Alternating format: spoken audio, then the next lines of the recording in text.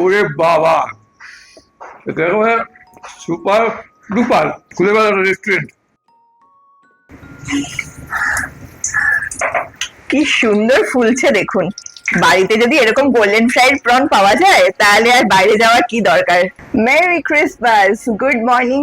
ক্রিসমাসের সকাল, আর ক্রিসমাস হচ্ছে ইভেন্টফুল। ক্রিসমাসের সকালে আইডিয়ালি ব্রেকফাস্ট হওয়া উচিত ইংলিশ ব্রেকফাস্ট, কিন্তু বাঙালি বাড়িতে যে কোনো উৎসব হোক, খুশির অনুষ্ঠান হোক, সেই বাঙালি খাবার হতেই হবে, তবেই আনন্দ।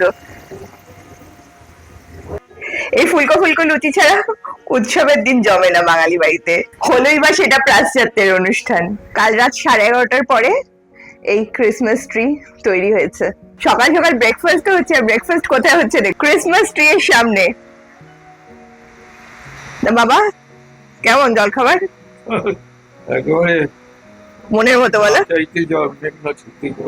আপনারা তো দেখেন যে আমি রোজ মায়ের কাছে আসি, কিন্তু আজকে বোধহয় মানে 1 বছর পর আমি মায়ের বাড়িতে রাত কাটিয়েছি। রাত কাটাতে বাধ্য হয়েছি সপরিবারে আজকে। তার কারণ হচ্ছে ক্রিসমাস হলে আমার মেয়ে শুধুমাত্র দাদু দিম্মার বাড়িতেই থাকবে, কারণ জানে যে দাদু দিম্মার, ও ভাবে যে সান্টা ক্লজ দাদু দিম্মার বাড়ি ছেড়ে দাদু দিম্মার বাড়িতেই ওকে গিফট দিতে আসবে। তো কাল অনেক রাত্রিরে আমরা এসেছি, এসে এই যে সাজানো হয়েছে। এখানে সব গিফট গুলো প্যাক করা ছিল। সান্টা ক্লজ ওকে, মানে সান্টা ক্লজ ওকে যেগুলো দিয়ে গেছিল সেগুলো, সেই গিফট গুলো খোলাও হয়ে গেছে। শান্তা শুধু বাচ্চাদের দেয় কেন, বড়দের দেয় না কেন? আমার তো গিফট পেতে ইচ্ছে করছে। কে বলেছে বড়দের দেয় না? এই দেখো আমার কাছে দিয়ে গেছে। ও তোমার কাছে দিয়ে গেছেন?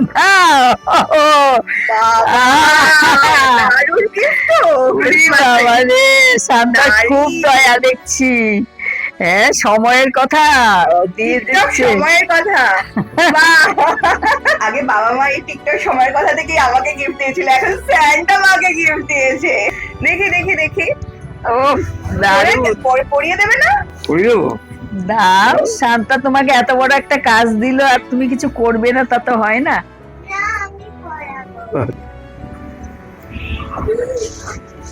বাহ, শান্তার চয়েস আছে বলতে হবে। শান্তা ঠিক মানিয়েছে এরকম করে। Thank you Shanta. না না, বাবাকে বলছো কেন? ও শান্তা দিয়েছে তো। ওর বাবা তো সান্তা ক্লজকে বলে দেবে। দেখি কি সুন্দর। বলে দিও শান্তাকে। বেশি সুন্দর। বাহ, আবার ডায়ালের কাটাটাও কি সুন্দর, লেখাটা তো সুন্দরই, আঁকাটাও সুন্দর। দেখো হ্যাঁ, কাটাটাও সুন্দর। আর এই বাংলায় ঘড়ি দারুণ লাগে। আপনারাও চাইলে টিকটক সময়ের কথা থেকে ওদের নতুন লেটেস্ট কালেকশন চুজ করে নিতে পারেন। অনেকগুলো কালার রয়েছে, অনেক সুন্দর সুন্দর ডিজাইন রয়েছে। আপনারা অবশ্যই দেখুন। আমরা কমেন্ট বক্সে লিংক দিয়ে রাখবো, আর স্ক্রিনের উপরে নাম্বারটাও দিয়ে দিচ্ছি। বাবা তো তোমায় ঘড়ি দিল, তুমি কি দিচ্ছ বাবাকে? সেই জন্য একটা আইডিয়া এসেছে, বাবাকে কিছু মুচমুচে খাওয়াবো। হ্যাঁ, তাহলে তো খুশি হয়ে যাবে। খুশি হয়ে যাবে। এই যে এখানে দেখুন 750 গ্রাম চিংড়ি মাছ নিয়ে নিয়েছে, বেশ বড় সাইজের চিংড়ি। আর মাথাটা বাদ দিয়ে দিয়েছে, পিঠের কালো নোংরাটা বাদ দিয়ে সব ময়লা পরিষ্কার করে নিয়ে নিয়েছে। এখন মাছগুলোকে আমি মাঝখান থেকে একটু চিড়ে দেবো, অথচ জোড়া থাকবে। এই যে অল্প একটু কাটলো, খুব বেশি কাটলো না। হ্যাঁ, যাতে ভেতরে এই যে ম্যারিনেশনটা ঢুকবে ভালো করে। হ্যাঁ, এইভাবে কেটে দিলে ম্যারিনেশনটা ভালো করে ঢুকে যাবে ভেতরে। এই যে দেখুন কি সুন্দর লাগছে, পুরো সুন্দর করে একদম পাতার মতো দেখতে লাগছে, কিন্তু সবকটা সুন্দর করে কাটা হয়ে গেছে। পাতলা করে কাটার ফলে মশলার স্বাদটা খুব ভালো করে মাছের মধ্যে মিশবে, তার জন্য খেতে আরো বেশি টেস্টি হবে। আর ছোট ছোট মাছগুলোকে বেশ বড় বড় লাগবে। সেটা তো লাগবে। এখন কি ম্যারিনেশনটা করে নেবে না? হ্যাঁ, এই যে ম্যারিনেশনের জন্য মা নিয়ে নিয়েছে খানিকটা ধনেপাতা, আর ধনেপাতাটা কম ছিল বলে একটু বিলিতি ধনেপাতা, তাই তো মা? ওটা আমার ছাদের টবেও আছে, নিচে বাগানেও আছে প্রচুর। একটা ছোট পেঁয়াজ, একটু পুদিনা পাতা, 7-8 কোয়া মতো রসুন, খানিকটা আদা, আর 2টো কাঁচা লঙ্কা, সব একসঙ্গে বেটে নেবো। প্রথমে আদা, রসুন, কাঁচা লঙ্কা এগুলো ভালো করে ঘুরিয়ে নেবো। এগুলোকে আলাদা করে ঘোরালে ভালো করে পিঠাটা হবে, তাই না? হ্যাঁ, ওগুলো সহজেই হয়ে যাবে, আর এটা একটু সময় লাগবে সেই জন্য।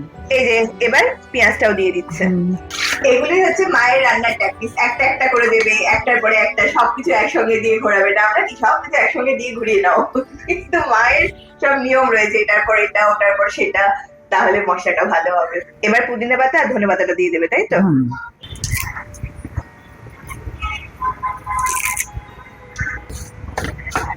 এই যে দেখুন, একদম ভালো করে মিহি করে পিষে নিয়ে এসেছে মা।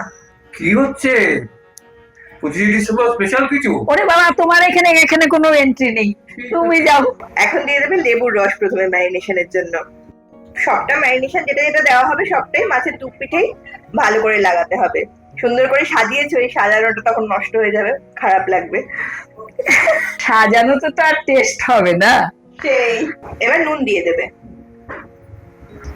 নুন দেওয়ারও একটা স্টাইল আছে, প্রত্যেকটা মাছের উপর একটু একটু একটু করে ছড়াবে। এবার গোলমরিচ গুঁড়ো, গোলমরিচটাও দেখুন ঠিক একই ভাবে সব কটার উপর একটু একটু একটু একটু করে ছড়াচ্ছে। এবার যে পেস্টটা তৈরি করেছিল সেই পেস্টটা দিয়ে দেবে। এটাও কি সবটার উপর একটু একটু করে দিতে হবে? না, তা নয়, সবটার মধ্যে যাতে ভালোভাবে লাগে তার জন্য দিয়ে দিচ্ছি। তবে এই মশলাটা মাখানোর সময় দেব, আবার যখন তৈরি করব তখন কিন্তু ফেলে ফেলে করব, খুব যে মশলাটা রাখবো তা না, তাতে মশলাটা থাকবে না অথচ। গ্যাদে হয়ে যাবে না। হ্যাঁ, এবারে মাখিয়ে দেব। এই যে মাছটাকে পুরো ভালো করে দুটো দিক ভালো করে মাখাবো। এই যে সবটা ভালো করে মাখিয়ে নিয়েছে, এবার এটাকে 6 থেকে 8 ঘন্টা রেখে দিতে হবে, তাই তো? হ্যাঁ, নরমাল ফ্রিজেও খানিকক্ষণ রেখে দেওয়া যেতে পারে। আর যত রাখবেন, অনেকে বলে না যে অল্প সময় মাছ বেশিক্ষণ ম্যারিনেশনের দরকার হয় না, হয়তো হয় না, কিন্তু আমি দেখেছি যত বেশিক্ষণ রেখে দেওয়া যায় না, মাছটার স্বাদ তত বেশি বাড়ে। ব্যাটার বানানোর জন্য দুটো ডিমের সাদা অংশ ফেটিয়ে রেখে একটা মিক্সিং বোলে সমপরিমাণে ময়দা, কর্নফ্লাওয়ার, স্বাদ মতো নুন, 1 চামচ বেকিং পাউডার, আধা চা চামচ গোলমরিচের গুঁড়ো আর 1 চিমটে খাবার সোডা দিয়ে ভালো করে মিশিয়ে নিয়ে 2 টেবিল চামচ গলানো মাখন দিয়ে আবারও ভালো করে মিশিয়ে নিয়ে ফেটিয়ে রাখা ডিমের সাদা অংশটা দিয়ে একটু মিশিয়ে ঠান্ডা জল দিয়ে একটা ব্যাটার গুলে নিতে হবে। ব্যাটারটা কিন্তু খুব পাতলা করলে হবে না, ভিডিওতে যেরকম দেখতে পাচ্ছেন এরকম কনসিস্টেন্সির একটা ব্যাটার গুলতে হবে। ব্যাটারটা তৈরি করার পর চেষ্টা করবেন 40 মিনিট থেকে 1 ঘন্টা মতো রেখে দিতে। ফ্রাইটা ভাজার আগে মা আগেই বলে দিয়েছিল যে মশলাটা মাছের গা থেকে একদম কাচিয়ে ফেলে দিতে হবে। দেখুন সবকটা মাছের গা থেকে মশলাটা কাচিয়ে নিয়ে মাছগুলোকে আলাদা করে নিয়েছে। এবার এগুলোকে ফ্রাই করবে। এই লেসটা রাখাই ওই জন্য, লেসটায় ধরে চোবাতে হবে, তাহলে ওই ব্যাটারে হাত না পড়লে ওটা ভালো করে ফুলবে।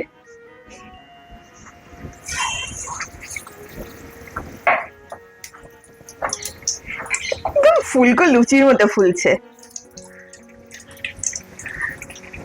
এই যে ছাড়ার পরে আঁচটা কমিয়ে দিল। চিংড়ি মাছ খুব সহজে রান্না হয়ে যায়, ওর ভেতরে যেহেতু ম্যারিনেট করা চিংড়ি, ওটা খুব সময় লাগে না, তবুও নিজেদের একটা ব্যাপার আছে না, সেই জন্য প্রথমে হাই করে দিতে হবে, তারপরে ফুলে উঠলে কমিয়ে দিতে হবে।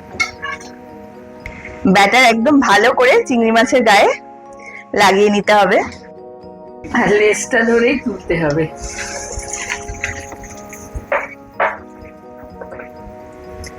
দেখুন কি সুন্দর ফুলে উঠছে। এবার দেওয়ার সময় আমি ঠিকঠাক দিতে পারিনি, লম্বা করে না দিয়ে বেঁকে গেছে। চিংড়ি মাছের ওতে কিছু এসে যায় না, প্রবণতা থাকেই ওর বেকার। সোনার আংটি বেকা।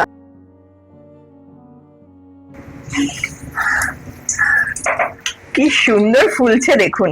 বাড়িতে যদি এরকম গোল্ডেন ফ্রাইড প্রন পাওয়া যায় তাহলে আর বাইরে যাওয়ার কি দরকার। খুব শিগগিরই আমরা একটা রেস্টুরেন্টের বিজনেস খুলবো মা। আমার মেয়ে সবকিছুতেই রেস্টুরেন্ট খুলে ফেলে।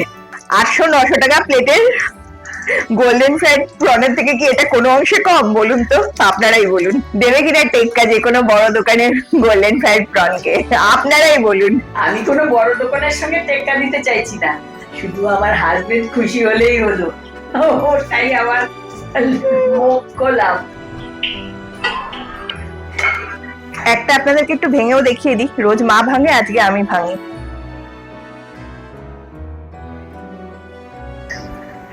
দেখুন ভেতরটা কি সফট, এই দেখো তোমার পছন্দ হয় কিনা দেখো। পুরো হোটেল রেস্টুরেন্টের মতো সাজিয়ে গুজিয়ে নিয়ে এসছো, কি জিনিস?